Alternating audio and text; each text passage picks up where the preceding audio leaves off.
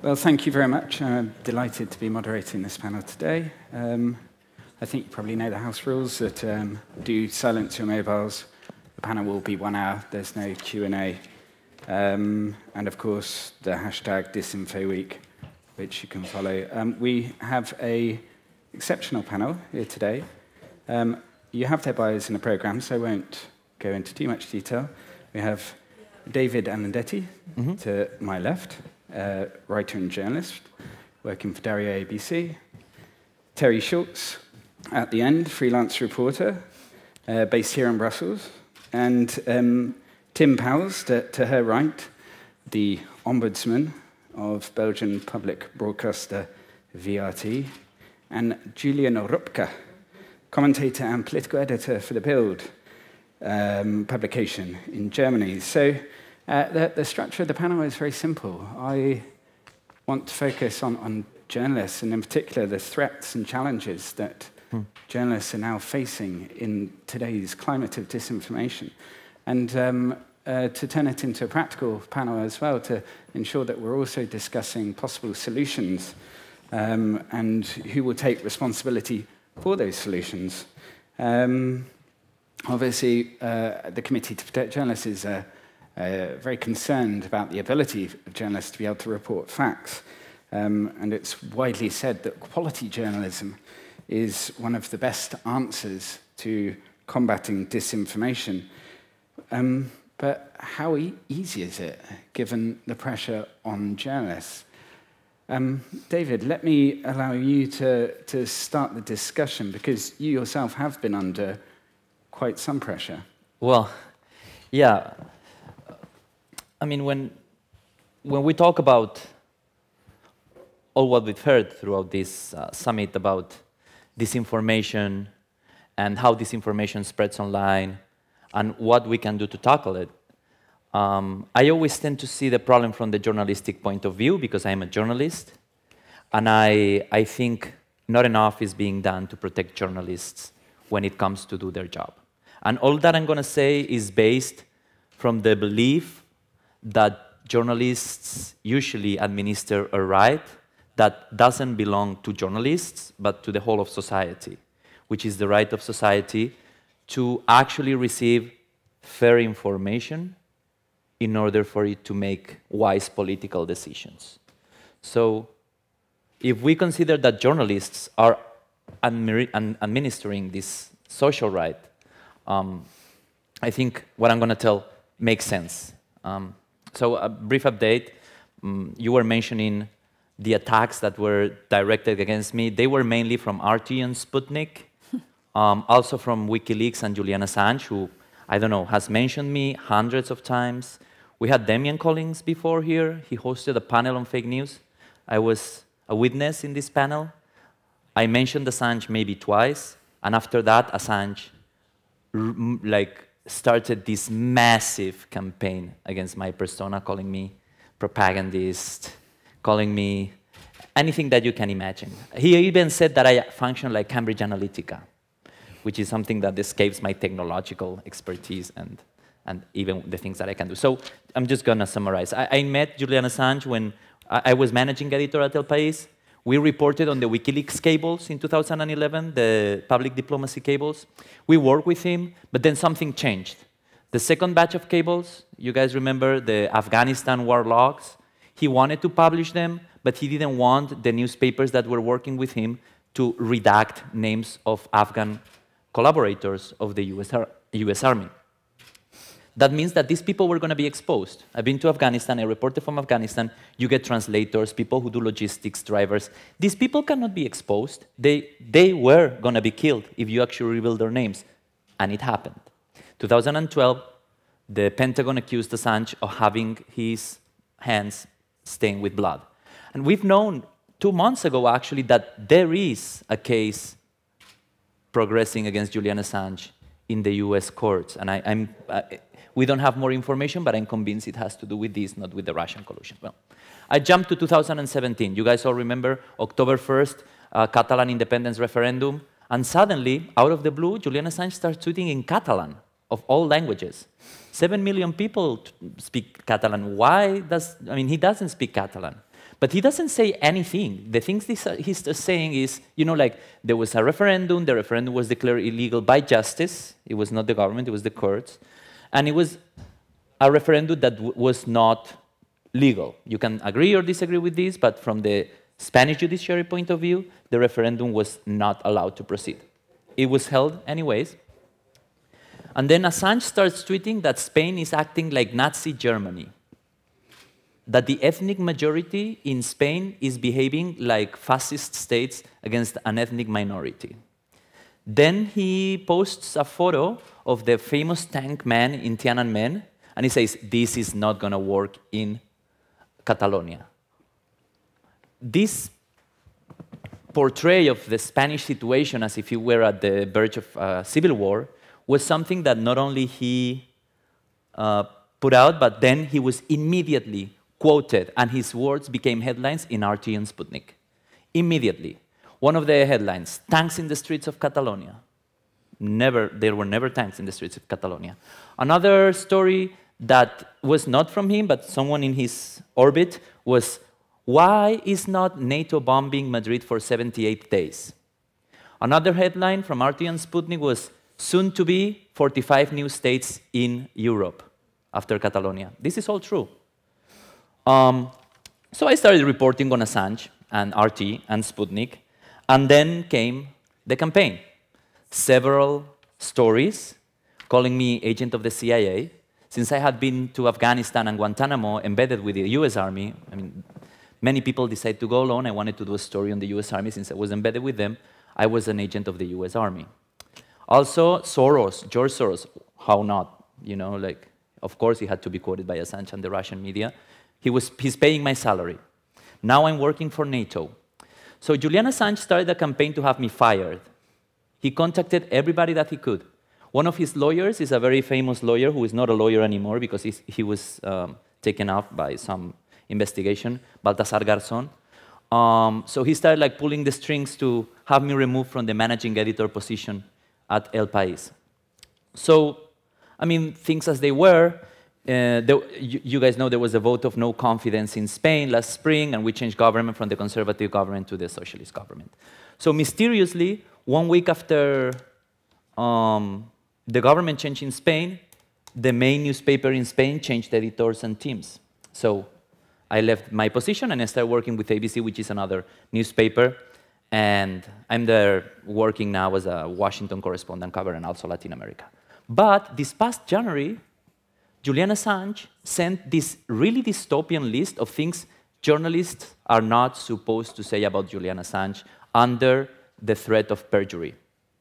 So this WikiLeaks sent, there were 124 things we, the media, cannot say.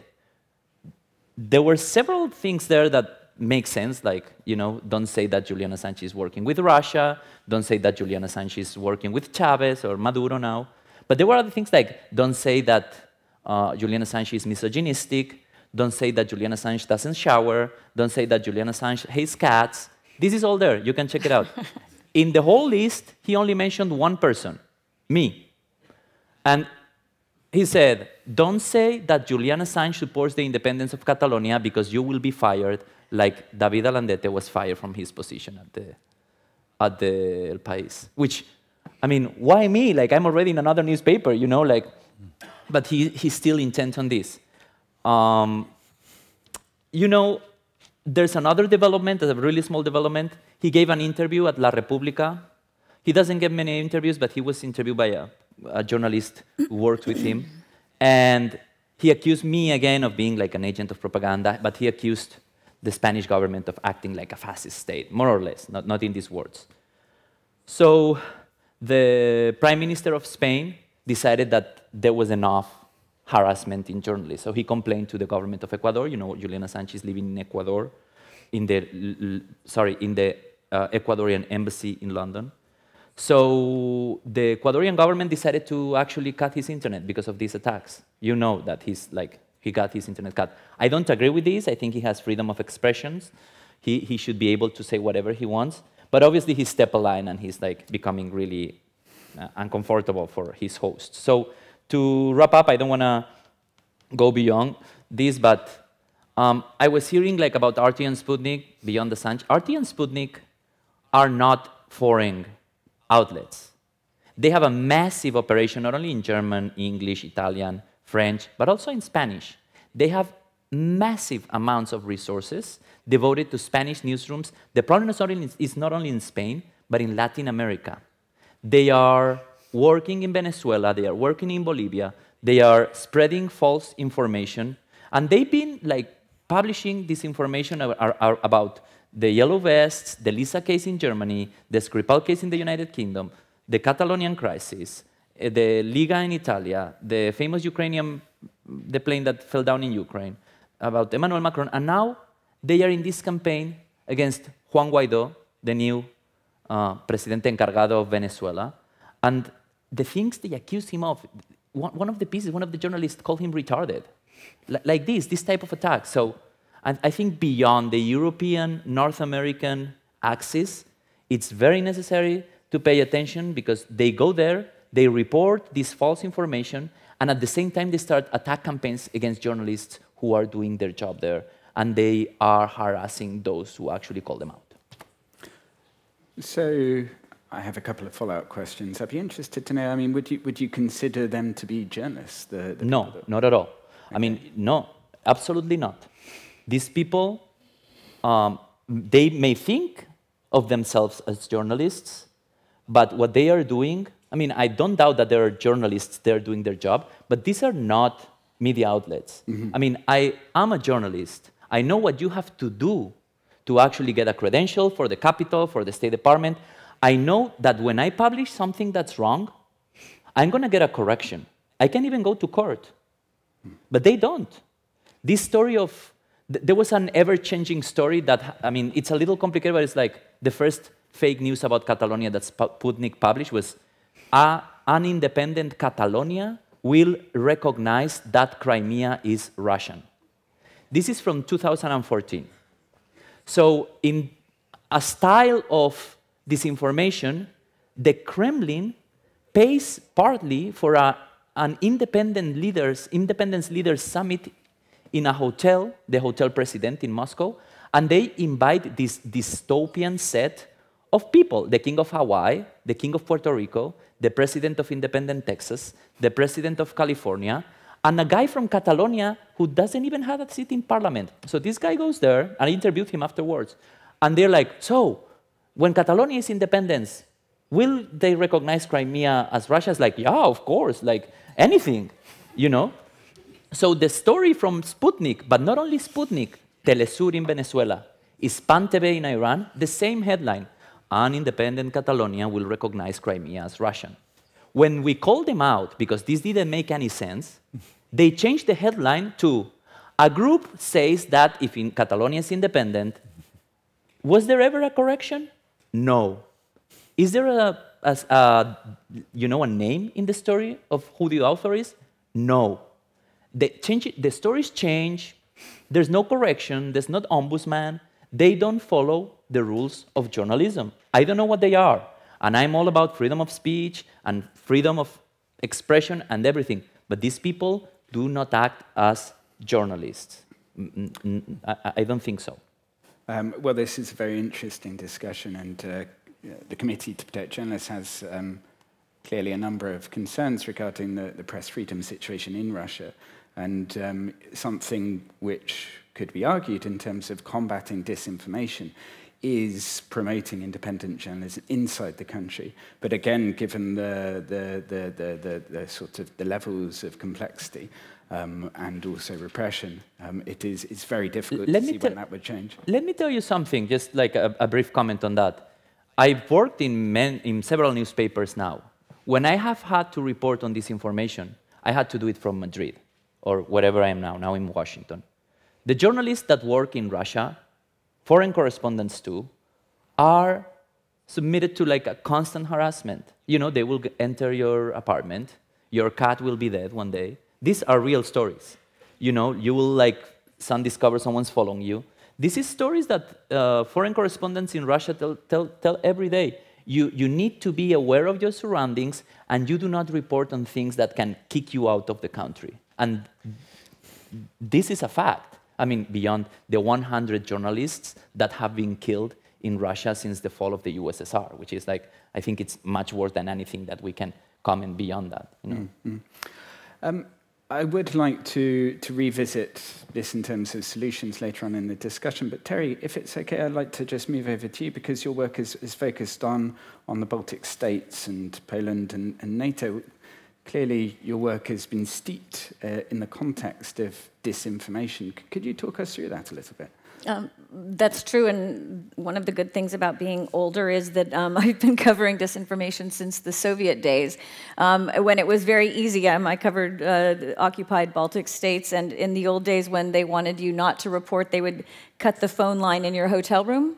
In Tallinn, there was only one hotel you could stay in, and they stole my camera. And when I was there during the coup against Gorbachev, it used to be quite simple, though. I mean, it wasn't even scary, and everybody expected it. But there was one hotel you could stay in, and you knew they were watching you, and they knew you knew they would steal your stuff.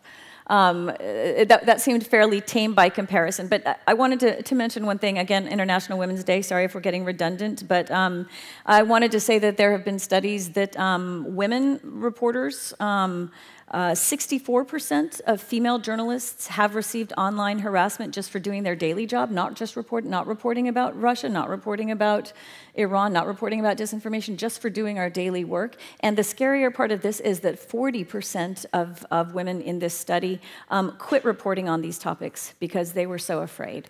And this really, it really upsets me a lot because this automatically means that the lower representation of women in media, women reporters, and gender balance is skewed simply because we are threatened. And as a reporter, I do report on very sensitive subjects. I report on NATO and Russia, and every time I can put those two in one story, I know I'm going to get more clicks, so I do it. And so I do get trolling, but I've been quite lucky. A few people refer to my kids. I mean, I have an open Facebook page also, so that's my choice. But I have not, to my knowledge, had any direct personal threats. The closest I would say I came was actually reporting on a story about the Turkish government. Since the coup in Turkey, the attempted coup in Turkey, the Turkish government deposed its own diplomats working at NATO, and I knew some of these people, and they were forced underground. They became stateless. NATO didn't stick up for them. No other allies stuck up for them, and so I started reporting on what it was like to go from being a diplomat to being an asylum seeker overnight and hiding. And then I started getting written about in the Turkish press as a Gulenist. I don't even know what it would take to be a Gulenist, but they would cite my reporting and even steal my photographs. That was sort of one of the more uncomfortable things. They followed no rules. I've been very lucky. Again, having reported on NATO, State Department, government all my career, as far as I know, I haven't been threatened more than that. What I find more challenging about reporting in the age of disinformation is that no one believes us anymore. And I work for, what most Americans would agree is the most reputable news organization in the US, National Public Radio.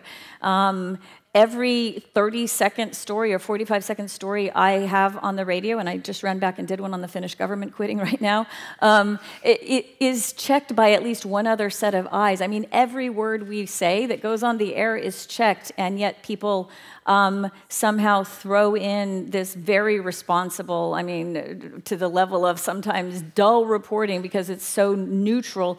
We're thrown in with, as David was talking about, people who have no rules, people who have no editors, who don't have to name sources. And this, to me, is the most discouraging part about reporting in these days. It's that disinformation, as you were mentioning, gets more clicks than my stories that are nothing but facts. Not even adjectives. I mean, at NPR, we often consider adjectives as editorializing. So this is, I think this is the bigger challenge, and I am listening as well as all of everybody else on these panels as to how you in governments or in NGOs or in fact-checking organizations, how you're going to battle this is also how we journalists are going to battle this. We all need to figure out a way to educate the public. I don't want that to sound, sort of too lofty, how we're going to get people interested again in real news, to increase intellectual curiosity about the world so that real reporting, real fact-based reporting receives the level of attention and credibility that it deserves, because I don't see any way out of this unless we work from the ground up as well. Fact-checking is up here, but media literacy of the public is necessary as well. Otherwise, the stories that are written by people like me and by other people with solid editing are not going to be consumed at the level that we need to have to have a public that believes in the truth. So those are what I find the challenges in the age of disinformation. Media literacy, of course, is very important, but I guess one of the questions is, I mean, this could take some time, and in the meantime, how do journalists actually stick up for factual reporting? Are there any quick fix solutions? I have ideas. I mean, I'm a freelancer. I have to sell every story I write. I have ideas that I would like, the way I'd like to report things that maybe nobody wants to pay me to do. But what I find interesting as a consumer of news, and what I think other people would find interesting, is that we talk more about how we got a story. I like the background stories, like when the New York Times says how we did this, and they have this sidebar about how we tracked this down, how we got a tip, or you listen to the Daily and they talk to the reporter behind the big story. And I would like us to talk more about how we got our stories, so that the public understands that the shoe leather work that goes into getting a story, that we don't just make something up and it sounds good so we put it out. I would love more transparency in how we come to the story that you see on the front page or that you hear on the radio. And I would hope that that gets people more curious in real reporting. I would like to write a lot more stories about how we did it. So tell the story behind the story. Yeah, I love to read those, and if we did more of that, maybe we would get people to understand what real journalism is. Okay, fantastic. Moving on, Julian, you've talked to me about the levels of distrust in Germany for the press. I mean, can you talk a little bit about what you have to face on a daily basis? Yeah, absolutely. I mean, I think the situation in Germany is generally comparable to many other countries, in Europe at least, partly in the United States as well. However, I think we have also some special features, and we're talking about the challenges, the different factors which reduce trust in your reporting, in my reporting, and in general reporting. And I just want to name the top three. The first, of course, I think it's the most obvious, but for me it's also the most unproblematic, is Russia Today and Sputnik in German. Because we know what they're up to, and we know who is watching them, who is listening to them, and for me it's... I mean, if you Google my name, you find first Sputnik, having my name in it, and I have my own page on Sputnik, but I'm not an author on Sputnik, but they have 17 or 18 articles about me so far, so they created their own page about me, where they list all the articles, and everything is smearing, like I'm also paid by NATO, by the way.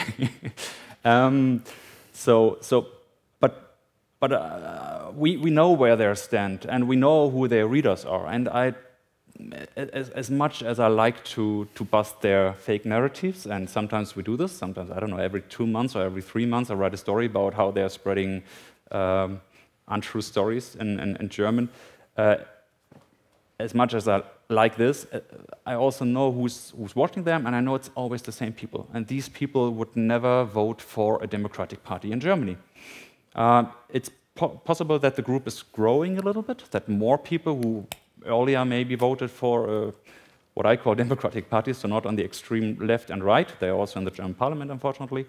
But I think it's the risk of them suddenly getting much bigger audiences is quite small in Germany. What I think is much a bigger challenge for journalists in Germany is people on mainstream media spreading these kind of narratives. I think that is the big problem, that we have people from academia, people from the policy sector, politicians, former military officers and so on, going to the main German talk shows, which have on one eve 20 times more readers than Russia Today German has in the whole month. And they are spreading these narratives. They are saying, for example, you know, Crimea has never been really Ukrainian, and something like this. Or, you know, the Americans are leading the hand which is moving Germany to be aggressive towards Russia and other countries. And they are just saying this, and they're getting invited again and again and again by the public broadcasters mainly, because, and we ask them, why do they do this? Why are you having this former journalist sitting beside the Russian ambassador? And you're introducing him as the former highest German soldier in Germany. You're not saying that he works for a Yakunin think tank since several years. You're not saying that he says that Russian airstrikes in Syria are indeed Al-Qaeda bomb attacks. He's saying this publicly. And then they're saying, oh yeah, that's quite clear from the from the dramatic setting of the talk show. He was there to support the Russian ambassador. I said, no, that's not clear for the public. That's not clear for your 5 million people watching the show on a Sunday evening. So to argue and to reason against these people and to have your article against these people who are just saying whatever they want, they're not researching. They're not journalists. They don't need any facts to back their claims, which they are making. However, the next day, in the wider German public, people are saying, but you heard this yesterday evening? I mean, wow, he said this, and it must be true. It's not the Russians saying this, it's him saying this, and he was the German chancellor for 10 years, something like this. So I think this is the second and the biggest threat. And the last I see is also that not only foreign, maybe undemocratic governments are spreading misinformation and disinformation, but also our own governments are doing this. And I think that's quite a big deal, especially right now in Germany. One very prominent case is Nord Stream 2.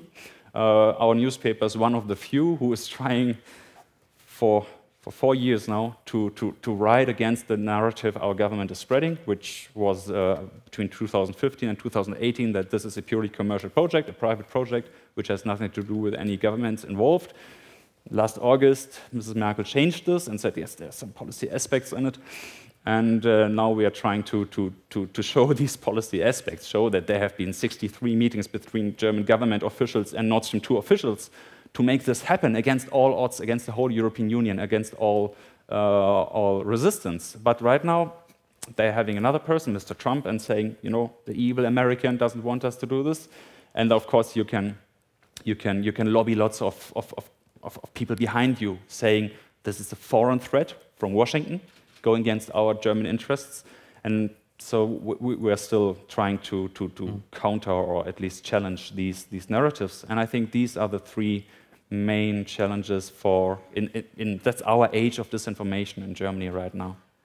Can I ask you about challenging disinformation and debunking in particular? Because there is an argument that sometimes is put forward that once you start to debunk, you actually give the person who spread the lie a platform. Do you agree with that, or do you see that there's a bit more nuance to the situation? No, that's absolutely true. We have this conversation very often when we had a talk show, for example, and someone's saying, I don't know, what's happening in eastern Ukraine is a NATO coup or something like this. Or we just had this last week, that someone again said in the talk show that, it's 5 years after Maidan? Yes, 5 years after Maidan. What really was behind us was the Americans trying to implement a new government there. And we were thinking, do we report on this lie, or have we reported on this often enough? And this is a hard decision, because on the one hand you say, of course, this guy, he's a professor from Dresden, not many people know him, now more people know him. On the other side, and then you say, maybe we shouldn't make him more popular than he already is. On the other side, it's 5 years after, and these people know what they are saying 5 years after. They were not saying this in 2015 and 16. They're saying this right now because they hope people forgot what happened, what really happened, and they can implement or they can inject another narrative and change the course of how people are thinking in Germany. So it is a good question. Sometimes we do this. Sometimes we are tabloid, so we can ask why is this soldier suddenly working for the Kremlin. Next day we get a lawsuit of him saying, I'm not working for the Kremlin, I'm just employed by them, but I'm not getting any money, and so on and so on. So it's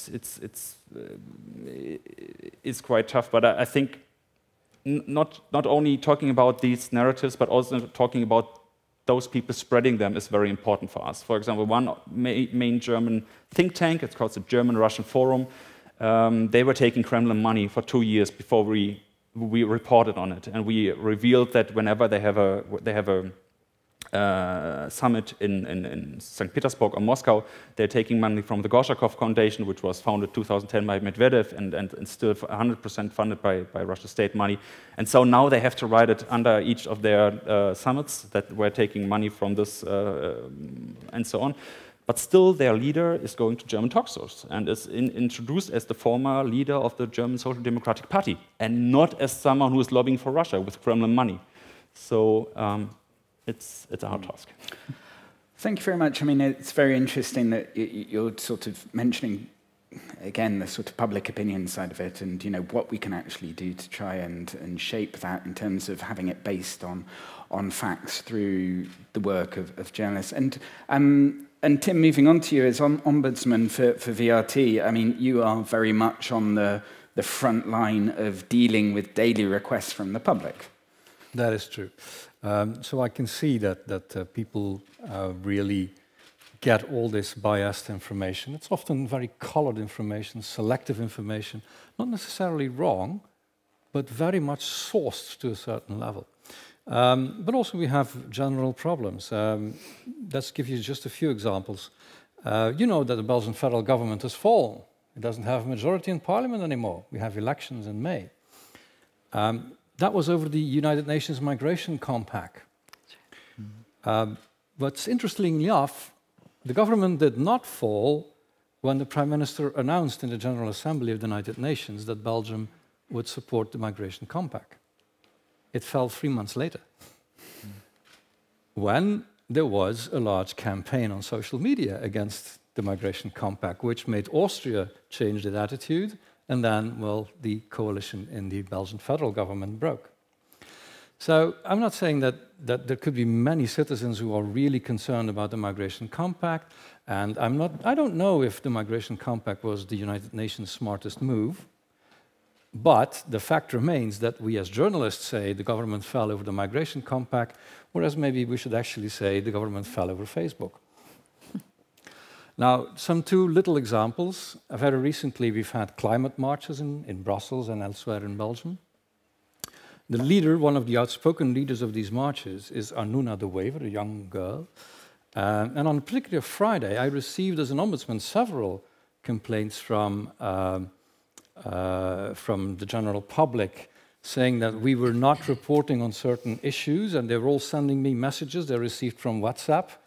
And also many colleagues at the redaction floor contacted me because they received on WhatsApp messages about Anuna de Wever, for instance, that her mother was supposed to be working for the Green Party, which is not illegal, but that was supposed to prove some kind of big conspiracy. Or her father was working for VRT News, my company, which of course is a very serious crime. But that again, it proved all kinds of conspiracy according to these messages. And we were not really ready to respond to that. Is it true? Is it not true? We were rather quickly, we were able to debunk it. It's simply not true. But the more interesting journalistic question is, where does that come from? How is it possible that on one day you get this flood of messages, even on our redaction floor? How did they come in? We still don't know. Were they email or were they WhatsApp? Or what they were WhatsApp. Okay. Yeah, primarily WhatsApp. So now I've asked the redaction for the first time to look into this, and we'll be publishing a report pretty soon where that all comes from. And it's not necessarily all organized by some Russian player. People like to spread it, but there is a source for it. Another issue is that one of our anchors, our news anchors, on social media was quoted as, was referred to as having her own beauty product line. And people are actually making money using her picture. It's not true. Now, we filed complaint, of course, as VRT News. But here's where the issue starts. Who are we filing complaint against? Nobody is able to tell us where that message is coming from. It has no source. It is just out on the internet.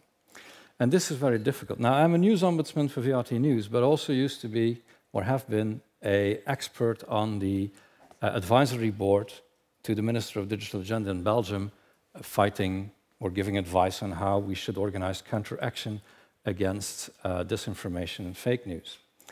And I'm well aware that this is also done on a European level, and I know the European recommendations, but my personal view is that all this is just a bit too soft, a bit too academic.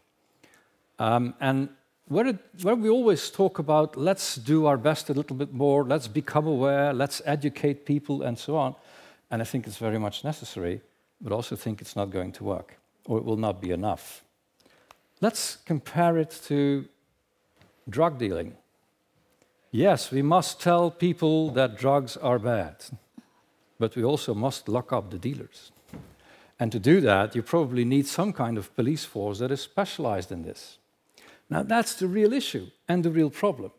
Because when you talk about somebody doing something about it, well, governments are not very well placed to be the judge of what is true or false, or what is misleading or not misleading. So that's a problem. I know it's a problem, but it shouldn't stop us from trying to do things. And the things that we need to do is, first of all, I think we should try to measure disinformation, especially for the smaller language zones. Because what is the impact of disinformation in my language zone, which is Flemish Dutch, or in Slovakia, or in the Baltics? It's very strange that we invest so much saliva into a problem that we don't really measure. And it's difficult to measure it because it asks a judgment call. Is it misleading or is it not misleading? Mm-hmm. But hey, there are people who are specialized in judging whether something is misleading and true or false or not. They're called journalists. And maybe to some extent academics. So if we try to measure it, we should ask journalists and academics to make the necessary judgment calls and measure it and say, this is our problem. Then we should go to the platforms and we should say, this is what we measure, it should go down. Just like we are saying to the car industry, your greenhouse gas emissions must go down. We don't care how you do it, they must go down. The use of bots must go down. Fake accounts must go down, and they should be eradicated more quickly. There should be deliverables. What the advisory board advised to the government was that we would make a permanent body of consultation with the sector, stakeholders, media, academics, platforms, and that we should have a permanent conversation on how we make progress for the Flemish public debate, for the French-speaking Belgian public debate, and in fact for every public debate in European society. What can be done on European level should be done on European level, but I think in many cases it's also a specific problem. Now your question is also, what should media do? Well, first of all, I think journalistic media, I don't like the name mainstream media, certainly don't like the name big media. Breitbart is 5 times bigger than my company. Who's talking about big media? But I think journalistic media should be promoted more on social platforms. And how do you distinguish? Well, it's difficult because you can't have a government or a platform saying this is a trusted medium, this is not. But you can make a distinction on formal requirements.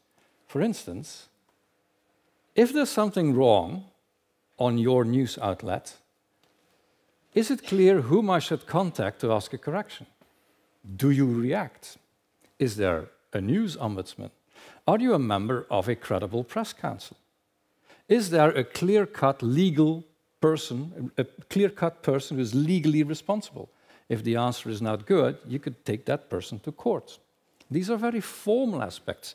And maybe one day, even Russia Today could deal with that and make sure that they're formally okay. It is not a one silver bullet solution, but it's a first step. Many fake news websites from Macedonia will never go by that. Mm-hmm. And so algorithms could try to avoid that. It could promote those that are really in order with that are okay with that.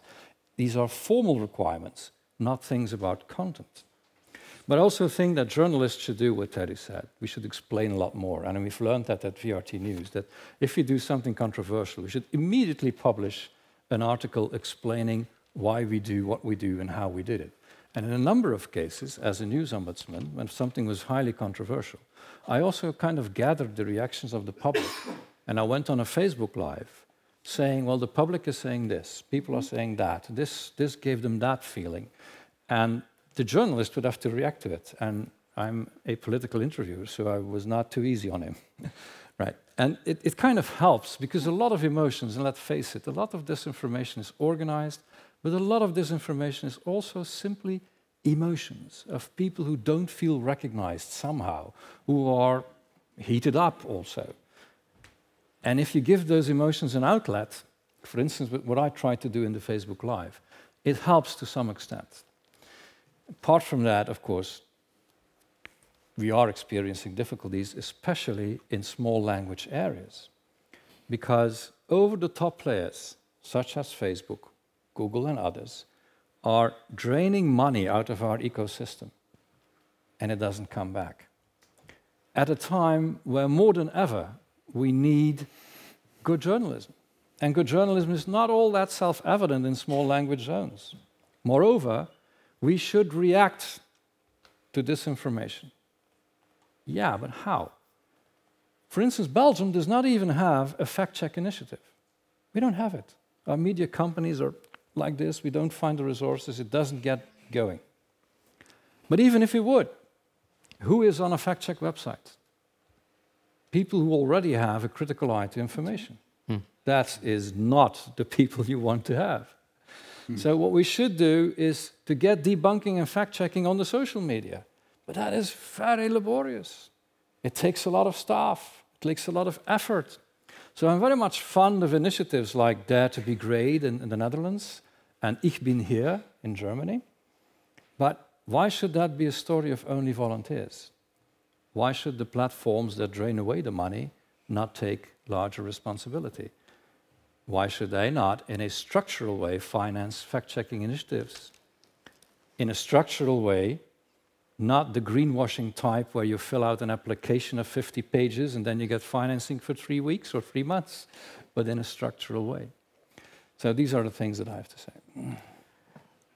I think that's a very interesting point. I think the comment about how this approach is multifaceted, that actually we're going to have to be approaching this from many different angles is very clear. I mean, Terry, I mean, surely if people went to news websites instead of social media, then would we be having the same conversation about disinformation? Well, to some extent, and we have learned that people are no longer clicking through to articles even when we're linking to them on Twitter. I just received some social media training that said, nope, your story is now the tweet.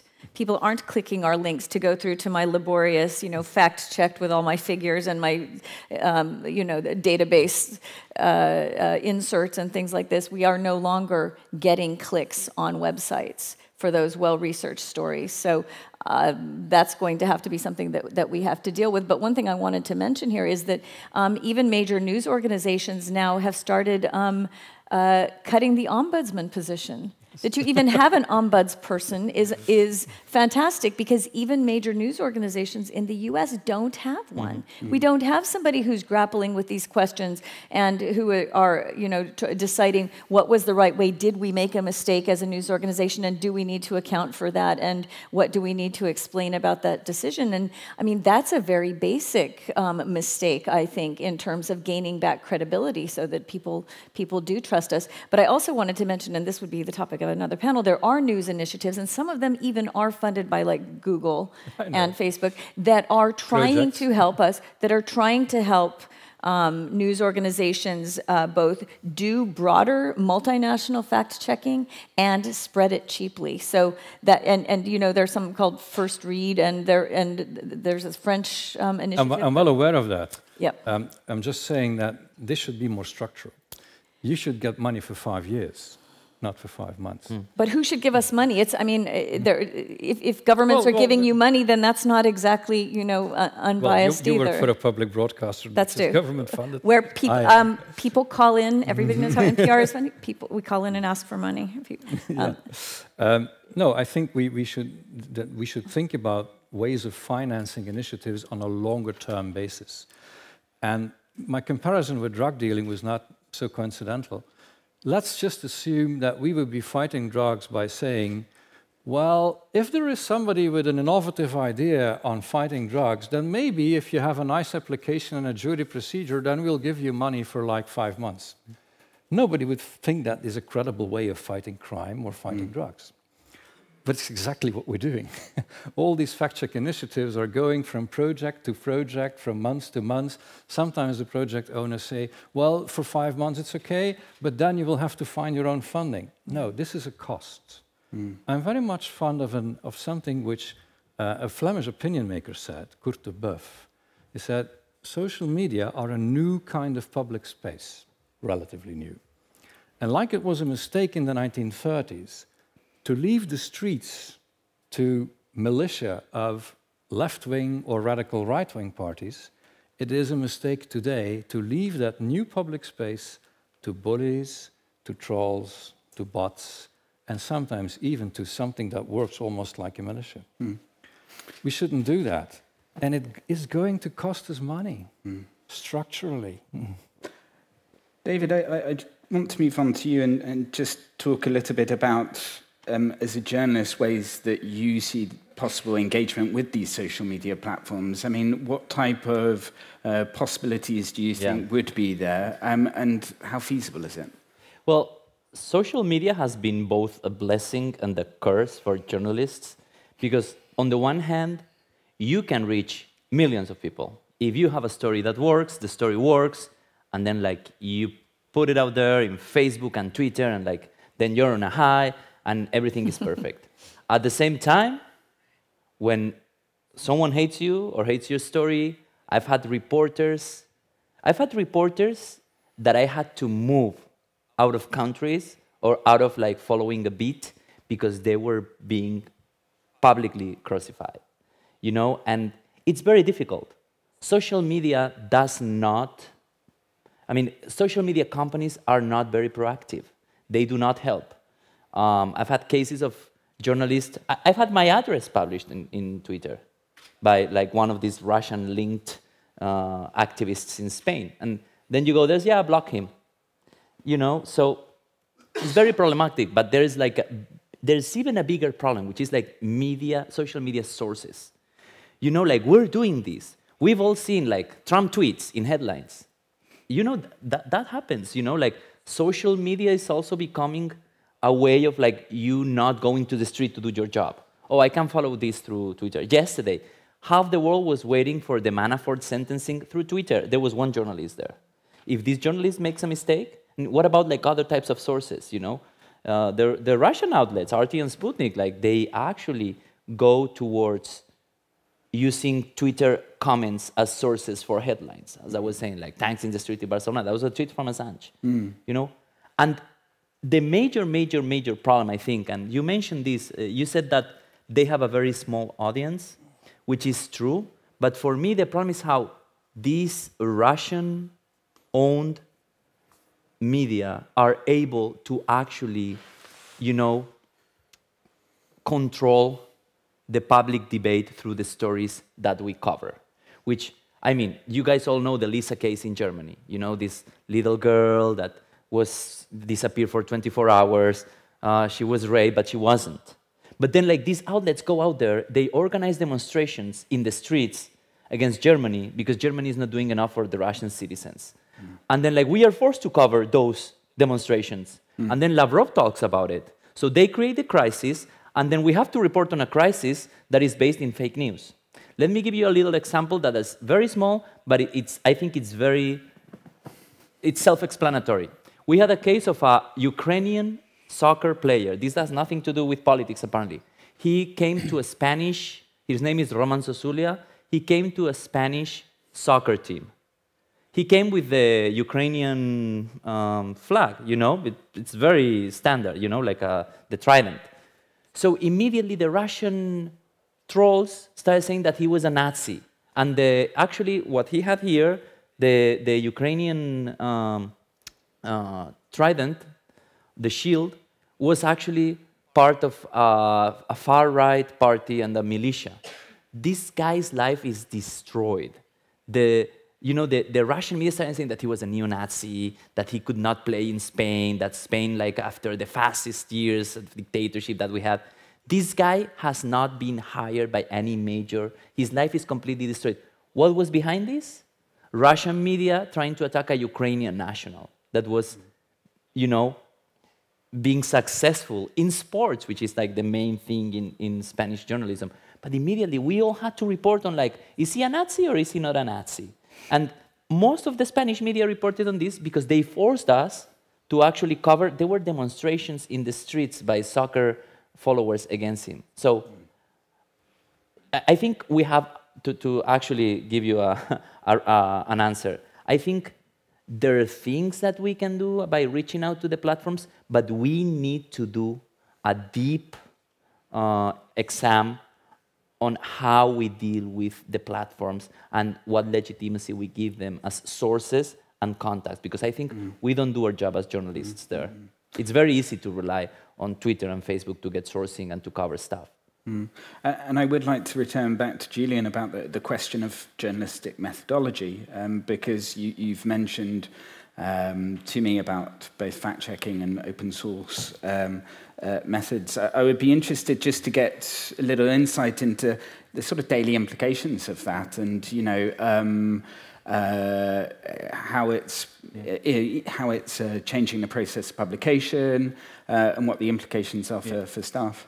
Yeah, absolutely. I mean, this story about open source methods, which we are trying to use to fact check and to verify things. This is also my own story, I have to say, because I was employed to my newspaper in 2015 because I did this when the war in Ukraine was going on, and in August 2014, I mean, almost no one knew what was going on. So even I was working as something else. So I was anonymous on Twitter and on my blog, and even the BBC called me and said, okay, we have this anonymous guy from Germany there who says he knows what's going on in Germany, in eastern Ukraine, so let us know what's happening, because you know the Ukrainians were saying we are having some terrorists here and we are winning, and they were losing every battle, and for some reason, of course. They were not fighting local terrorists, but the Russian army at this time.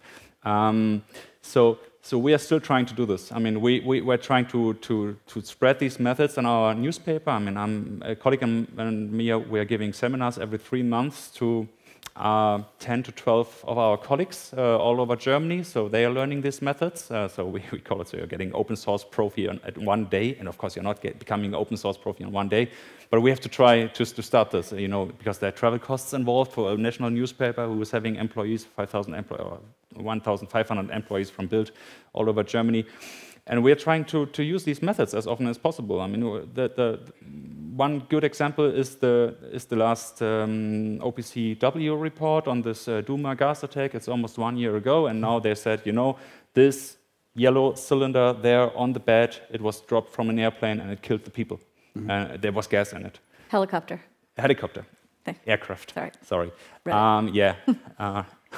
Okay. And we reported this, exactly this, with the same video of this thing. We said a helicopter dropped this bomb and killed 48 people in this house 2 days after it happened.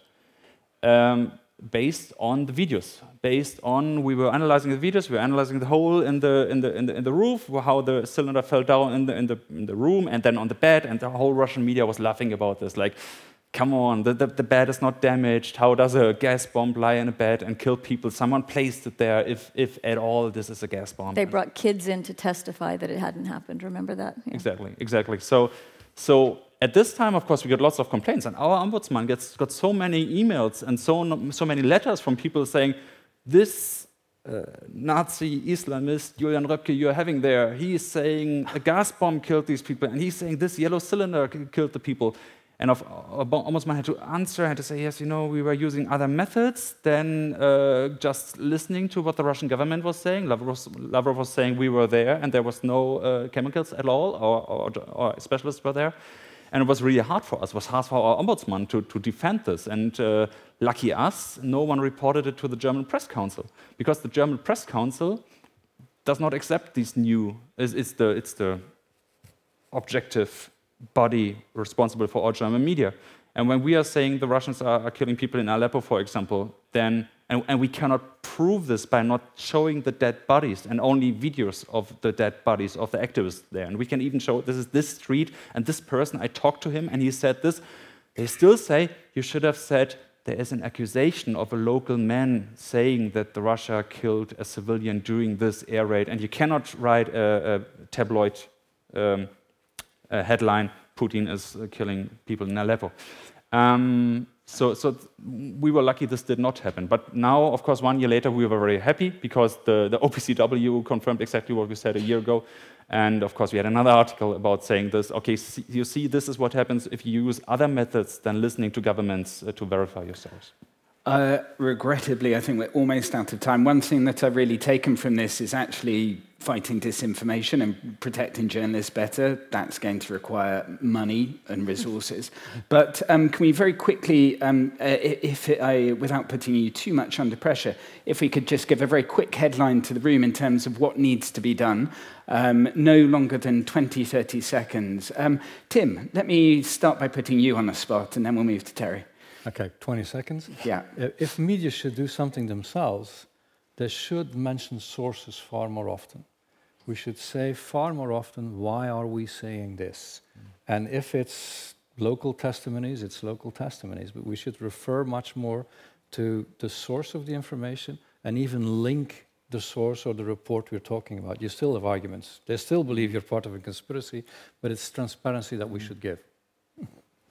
I would agree with that, and I would also refer to the suggestion that you made before. We need more cross-media cooperation between genuine news organizations so that we do have this backup, that I know VRT would back up my reporting, or you know I would back up your reporting. And I think that's starting to happen with fact-checking, but we need to do more of it. We need to be very aggressive about this. Excellent. David?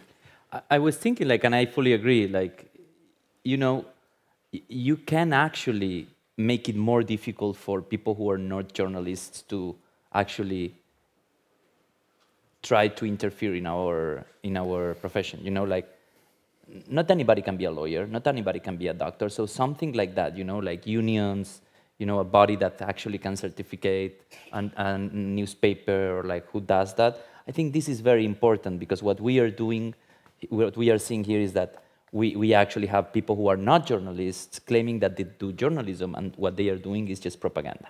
Thank you. Julian, last one. My take would be to analyze the structures which are spreading disinformation. So not only what is said, because fake news and disinformation is basically everywhere in so many websites, and because the internet doesn't forget, it's also in most social media posts, but more looking at the structures. So the people, the actors, the institutions, and the reasons behind them, why they are spreading this kind of disinformation. Because I think this brings us better to the core than just saying, this is lie, this is lie, and this is lie. Saying, this person is lying because, for example, he was in contact with this person, has a contract there, and had a past with some people from this organization. Well, look, thank you very much. We're going to have to end it there. Thank you to a wonderful panel. Thanks to the audience. Thank you. Thank you very much.